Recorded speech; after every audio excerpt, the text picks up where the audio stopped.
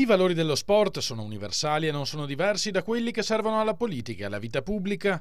La pensa così il candidato sindaco di centrodestra Luigi Brugnaro, presidente della Reyer, che incassa l'endorsement del presidente nazionale della Federazione Italiana Pallacanestro Gianni Petrucci, a sua volta primo cittadino di un piccolo comune in provincia di Roma, San Felice Circeo. E sapete qual è la forza dello sport? Che lo sport ti sviluppa una capacità che nessun settore ti può dare. Perché? Perché hai il cuore.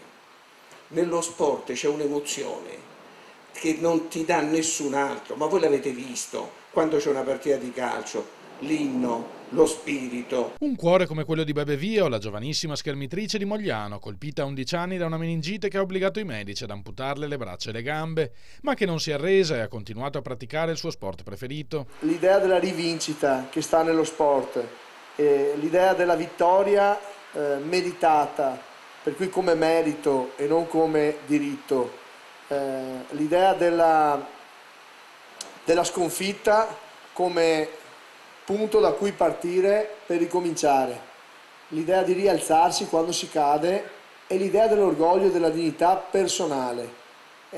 Queste cose sono valori che chi fa sport o è nel mondo dello sport conosce e ama. Questi, spiega Brugnaro, sono i valori in cui crediamo e il risultato di applicarli ogni giorno nello sport porta ad avere qualche campione, ma tantissimi cittadini con la C maiuscola. Questi valori noi dobbiamo portarli, io voglio portarli in questa città, una città che da troppi anni vive di statalismo, di un'idea assolutamente vecchia e assolutamente antistorica, che è quella di pensare che qualcuno ti deve dare qualcosa, che qualcuno ti regalerà, qualcuno ti darà, e questa idea è quella che ti impedisce di metterti in gioco, di sfidarti.